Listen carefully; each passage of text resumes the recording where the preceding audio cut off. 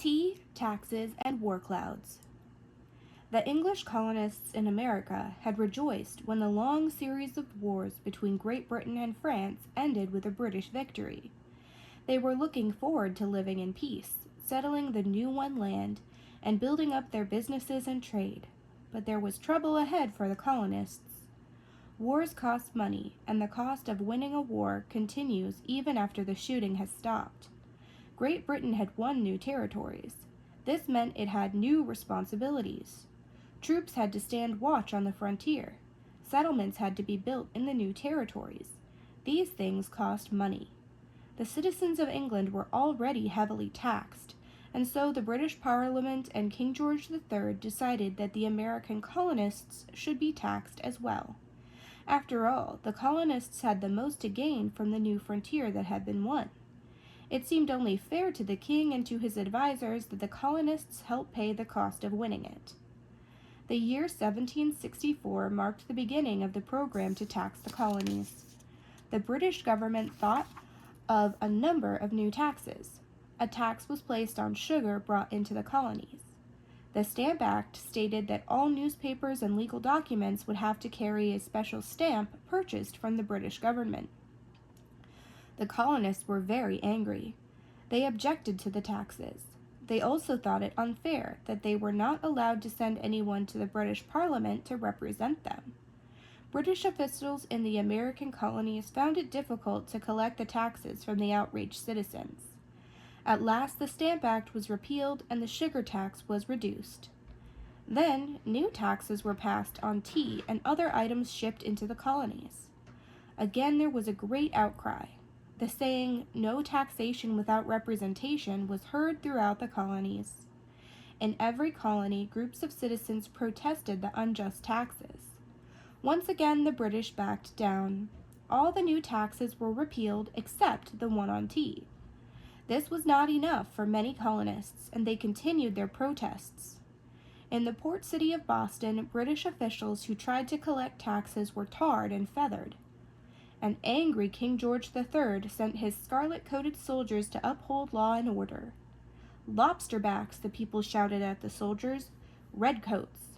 On a snowy March night in 1770, an angry confrontation between a group of British soldiers and the citizens of Boston led to tragedy. The soldiers were insulted and pelted with snowballs by a group of young Bostonians. Suddenly, gunshots rang out. The soldiers fired into the crowd, and 5 people were killed. In America, this sad event was called the Boston Massacre. Americans became more and more determined that there should be no British armies on American soil. Other clashes between the British authorities and the American colonists followed.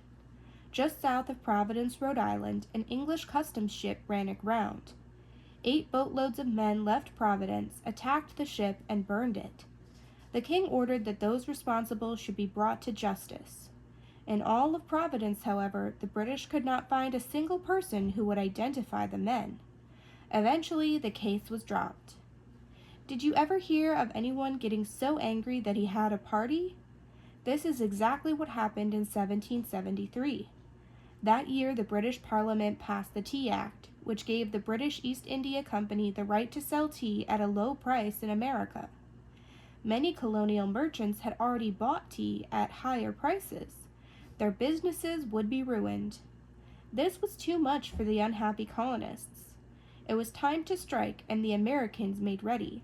When the ship Dartmouth, the first of 3 ships carrying tea to Boston, sailed into the harbor, the citizens tried every lawful means they could think of to get the tea sent back to England.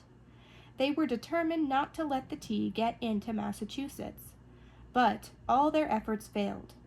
Finally, a group of patriots decided it was time for a party they had planned as a last resort. On the evening of December 16, 1773, a group of citizens gathered in a final attempt to get the tea shipped back to England. When it failed, about 50 men disguised as Mohawk Indians gave a wild war whoop and rushed to the wharf, where the 3 tea ships were anchored. The raiders, wearing burnt cork on their faces and carrying hatchets, boarded the ships. One by one, all 342 tea chests on board the ships were smashed open and their contents dumped into the harbor. Nothing else was damaged, no one was hurt. Soon throughout America, colonists were talking about the Boston Tea Party.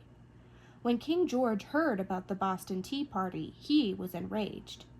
At his urging, Parliament called for stiff measures to punish the rebellious citizens of Boston.